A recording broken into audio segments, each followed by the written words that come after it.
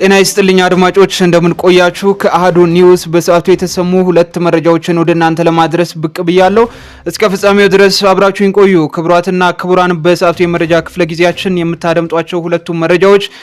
ዋናዎቹን በቅድሚያ ላስደምጣችሁ የፕሪቶሪያው የሰላም ስምምነት 3ኛ አመቱ በዛሬው ዕለት እንደሆነ የሚታወቅ ነው ታዲያ ይሄንን የሰላም ስምምነትን በተመለከተ በዛሬው ዕለት መግለጫ ያወጣው የህዝባዊ ወያኔ ሓርነት ትግራይ ወይንም ደግሞ ህወሓት ሰፋ ያለ መግለጫን አሁን ከደቂቃዎች በፊት ነው መግለጫው የወጣው እንግዲህ በዛ መግለጫ ላይም በጣም ብዙ ነገሮችን አንስቷል መግለጫውን በዝርዝር እንመለከተዋለን የብዙዎችን ትኩረት የሳበው ግን የኢትዮጵያ መንግስት አሁንም ሌላ ዙር ጦርነትን ሊከፍትብኝ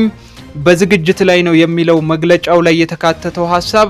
የብዙዎችን ትኩረት የሳበ ጉዳይና መነጋገሪያ የሆነ ጉዳይ ሆኗል ይሄንን ጉዳይ በዝርዝር እንመለከታለን ህወሓት ያወጣውን መግለጫ ሙሉውን ወደናንተ የማደርስ ይሆናል በሌላኛው መረጃችን የዩክሬን ጦር ግንባር ላይ ያለው ሁኔታ እንደገና ከፍተኛ ውጥረት ውስጥ መግባቱ እየተሰማ ነው የሚገኘው የዩክሬን ከፍተኛ የጦር አዛዥ የሆኑት አሌክሳንደር ሲርስኪ ዛሬ ይፋ ያደረጉት መግለጫም በምስራቅ ግንባር የምትገኘው ወሳኝቷን ፖክሮቪስክ ከተማን ለመያዝ እየተዋጋ ካለው የሩሲያ ግዙፍ ጦር ፊት ለፊት መጋፈጣቸውንና ወታደሮቻቸውም ከባድ ሁኔታ ውስጥ እንደሚገኙ ተናግረዋል ይሄም ዓለም አቀፍ የመገናኛ ብዙሃንን ትኩረት የሳበ ጉዳይ ሆኗል ይሄንንም መረጃ ወደናንተ በዝርዝር የማደርሱ ይሆናል እስከ ፍጻሜው ተከታተሉ ዝርዝሮቹን አድምጡ መልእክቴ ነው ዝርዝር መረጃችንን ነው ሰናይ ቆይታ ይሁንላችሁ የህዝባዊ ወያኔ ሓርነት ትግራይ ህወሓት የኢትዮጵያ ፌደራላዊ መንግስት ሌላ ዙር ጦርነትን ለማካሄድ ግልጽ እንቅስቃሴን እያደረገ ነው በሚል አሳሳቢ ማስጠንቀቂያን በመስጠት ዓለም አቀፉን ማህበረሰብ አስቸኳይ እርምጃ እንዲወስድ ጠየቀ ይህ መግለጫ የተሰጠው የፕሪቶሪያው የሰላም ስምምነት 3ኛ አመትን በማስመልከት ነው ህወሓት በስምምነቱ መሰረት መፈጸም የነበረባቸው ቁልፍ ጉዳዮች እንዳልተፈጸሙ በመግለጽ በፌደራላዊ መንግስቱ ላይ ከባድ ውንጀላን አቅርበዋል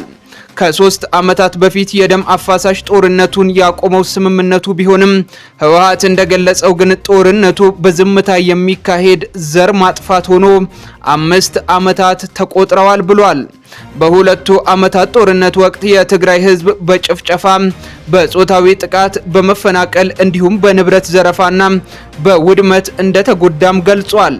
የተፈናቀሉ ሰዎች አለመመለሳቸውንና ወራሪ በሚለው ኃይል ስር የሚኖረው ህዝብ እየተገደለና እያታፈነ መሆኑን በመግለጽ ለፍትህና ለተጠያቂነት ፖለቲካዊ ንግግር አለመጀመሩንም አስታውሷል ህወሓት የፌደራላዊ መንግስት ስምምነቱን ከመፈጸም ባለፈ ስምምነቱን የሚጥሱ ተግባራት ላይ ተጠምዷልም ብሏል እነዚህም በህዝብና ብሔራዊ ተቋማት ላይ የሚካሄድ የፕሮፓጋንዳ ዘመቻ ስም ማጥፋትና ከሁሉም በላይ ደግሞ ታጣቂዎችን በመመልመል በማሰልጠንና በማደራጀት የትግራይ ህዝብ እርስ በእርሱ እንዲዋጋ እየሰራ ነው የሚለው ከባድ ክስ ይገኙበታል ህወሓት በመግለጫው ላይ ከዚህም አልፎ የፕሪቶሪያ ስምምነትን የሚያፈርስና ሌላ ዙር ጦርነትን ለማካሄድ ግልጽ እንቅስቃሴን በማድረግ ላይ ይገኛል በማለት መንግስትን ወንጅሏል በዚህም ምክንያት መንግስት ኃላፊነቱን እንዲወጣና ፖለቲካዊ ንግግርን እንዲመርጥም አሳስቧል በተመሳሳይ ቀን በኢትዮጵያ የሚገኘው የአውሮፓ ህብረት ልዑክ 22 የአውሮፓ ህብረት አገራትና ኖርዌይ በጋራ መግለጫን አውጥተዋል እነዚህ ሀገራት በስምምነቱ መሰረት ለተከናወኑ አንዳንድ አዎንታዊ ተግባራት ለምሳሌ የመሰረታዊ አገልግሎቶች መመለስንና የተወሰኑ ተፈናቃዮች መመለስን እውቅና የሰጡ ቢሆንም ቁልፍ ጥያቄ ላይ ግን ትኩረታቸውን አድርገዋል ዋናው መልእክታቸውም ከመጪው አጠቃላይ ምርጫ በፊት በስምምነቱ ፈራሚዎች መካከል ፖለቲካዊ ንግግር እንዲቀጥል በጋራ ጥሪን አቅርበዋል ዲፕሎማቲክ ልዑካኑ የተፈናቃዮች መመለስ በዓለም አቀፍ ህግ መሰረት መሆን እንዳለ ተአማኒና ተጎጂዎችን ማዕከል ያደረገ የሽግግር ፍትህ ተፈጻሚነት ላይ እገዛን ለማድረግ ዝግጁ መሆናቸውንም ገልጸዋል ጠቅላይ ሚኒስትር ዶክተር አብይ አህመድ ከሳምንት በፊት የፕሪቶሪያ ስምምነት 3ኛ አመት መታሰቢያው እየተቃረበ ባለበት ወቅት ጠቅላይ ሚኒስትር አብይ አህመድ በህዝብ ተወካዮች ምክር ቤት በሰጡት ማብራሪያ የራሳቸውን አቋም አሳይተዋል ጠቅላይ ሚኒስቴሩ የትግራይ አመራሮች መሳሪያ ደብቀው እንዳስቀመጡ በኮንትሮባንድ እያስገቡና ታጣቂዎችን እያስመረቁ እንደሆነ የሚጠቁም ውንጀላን መሰንዘራቸው የሚታወስ ነው። ሆኖም መንግስታቸው ሌላ ጦርነት ውስጥ የመግባት ፍላጎት እንደሌለውም አረጋግጠዋል። በትግራይ ክልል ተጨማሪ ውጊያ አያስፈልግም፣ ትግራይ የሚደረግ ውጊያ ዓላማ የለውም በማለት የኢትዮጵያን መንግስት በኃይል መቀየር እንደማይቻልም አጽንኦት ሰጥተው መናገራቸው የሚታወስ ነው።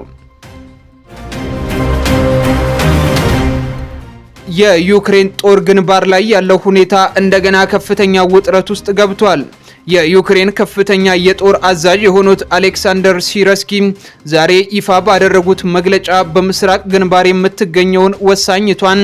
ፖክሮቪስክ ከተማን ለመያዝ እየተዋጋ ካለው የሩሲያ ግዙፍ ጦር ፊት ለፊት መጋፈጣቸውንና ወታደሮቻቸውም ከባድ ሁኔታ እንደገጠማቸው በግልጽ አምነዋል። አዛዡ ሲረስኪ የዩክሬን ኃይሎች በርካታ ሺህ ጠላት ፊት ለፊት መጋፈጣቸውን ሲገልጹ ሩሲያ ከተማዋን ከበበች ወይም ወታደሮቹ መፈናፈኛ አጥተዋል የሚሉትን የሞስኮን የይገባኛል ጥያቄዎችን ግን አስተባብለዋል። ይሁን እንጂ የሩሲያ ጥቃት ፍጥነትና ጥንካሬ የዩክሬንን ስልታዊ ዝግጅት መፈታተኑን የሚያመላክት ሆኗል። አዛዡ ራሳቸው በዚህ ወሳኝ ወቅት ግንባር ላይ መገኘታቸው የሁኔታውን ክብደት የሚያሳይ ነውም ተብሎለታል። ሲረስኪ ቅዳሜ ዕለት በቴሌግራም ላይ በለጠፉት ጽሑፍ ላይ በዶኔስክ ክልል ከሚገኙ ወታደራዊ መሪዎች በቀጥታ ሪፖርትን ለማድመጥ ወደ ግንባር ተመልሻለሁ ብለዋል። ይህ የዩክሬን ወታደራዊ አመራር ቀጥተኛ ቁጥጥርን ለማድረግ ያላቸውን ቁርጠኝነትም የሚያመላክትም ሆኗል። በተመሳሳይ መልኩ የዩክሬን ልዩ ኃይል በከተማዋ ውስጥ ያለውን ቁልፍ የአቅርቦት መስመርን ለመጠበቅ በስፋት መሰማራቱንም አዛዡ አረጋግጠዋል። ይህ የልዩ ኃይሉ እንቅስቃሴ የኪየቭ ባለስልጣናት ሩሲያ ከአንድ ዓመት በላይ ለመቆጣጠር እየሞከረች ያለችውን ፖክሮቪስክ ከተማን ለቀው ላለመሄድ ያላቸውን ጽኑ ፍላጎትን የሚያመላክት ነው። የዩክሬን 7ኛ ፈጥኖ ደራሽ ኃይልም ቅዳሜ ዕለት ከከተማዋ የታክቲካል ቦታዎችን እንዳሻሻሉ ቢገልጽም ሁኔታውን አስቸጋሪና ተለዋዋጭ እንደሆነ ግን ገልጾታል። ፕሬዝዳንት ቮሎዲሚር ዜሌንስኪም አርብ ዕለት ፖክሮቪስክን መከላከል ቅድሚያ የሚሰጠው ጉዳይ እንደሆነ በግልጽ አስታውቀዋል። በተቃራኒው በኩል የሞስኮ መከላከያ ሚኒስቴር የራሱን ሪፖርት ይዞ የቀረበ ሲሆን ኪየቭ ይህንን መግለጫ ውድቅ እንዳደረገችው ቢታወቅም ሩሲያ የዩክሬን ወታደሮች እጅ እየሰጡ መሆኑን እንዲሁም በከተማዋ ሰሜን ምዕራብ አካባቢ ለመሰማራት ሲንቀሳቀስ የነበሩ 11 የዩክሬን ልዩ ኃይል አባላት በሄሊኮፕተር ከደረሱ በኋላ መገደላቸውን አስታውቋል። የጦርነቱን አካባቢ በተመለከተ የዩክሬን መረጃ ተከታታይ ቡድኖች ፖክሮቪስክ ከተማ ግማሽ ያህሉ ግራጫ ዞን እንደሆነ ይገልጻሉ። ይሄም ማለት ሁለቱም ተፋላሚ ኃይሎች ሙሉ ለሙሉ እንዳልተቆጣጠሩትና የባለቤትነት ጉዳይ አሁንም በተደጋጋሚ እየተለዋወጠ መሆኑን የሚያመላክት ከዶኔስክ በመዘገብ ላይ የሚገኙት የቢቢሲ ወታደራዊ ምንጮችም የዩክሬን ወታደሮች ባይከበቡም የግብአት ማመላለሻ መስመሮቻቸው ግን በሩሲያ ጥቃት እየዘነበባቸው መሆኑን አረጋግጠዋል ሲል ቢቢሲ ዘግቧል። ፖክሮቪስክ በስልታዊነቷ ምክንያት ለሩሲያ የምታቀርበው ጥቅም ከፍተኛ ነው። ሩሲያ በጥር 2015 ዓ.ም ሙሉ ለሙሉ ከወረረችበት ጊዜ ጀምሮ የዩክሬን 20 በመቶ ግዛትን በመቆጣጠር ላይ የምትገኝ ሲሆን ይህቺ ከተማ በዶንባስ ክልል የሩሲያን ቁጥጥር ለማጠናከር ወሳኝ ማዕከልም ትሆናለች። በአጠቃላይ የዩክሬን አመራር ጽኑ ፍላጎትና የሩሲያ ጥቃት ግፊት እያሳየ ያለው የዚህኛው የጦርነት ምዕራፍ ውሳኔ ሰጪ እንደሆነ ነው። ክቡራን ተመልካቾች በሰዓቱ ያልናቸው ሁለት መረጃዎቻችን እኚህ ነበሩ። ከሰዓታት በኋላ በሌሎች መረጃዎች እንገናኛለን። ሰናይ ቆይታ ይሁንላችሁ።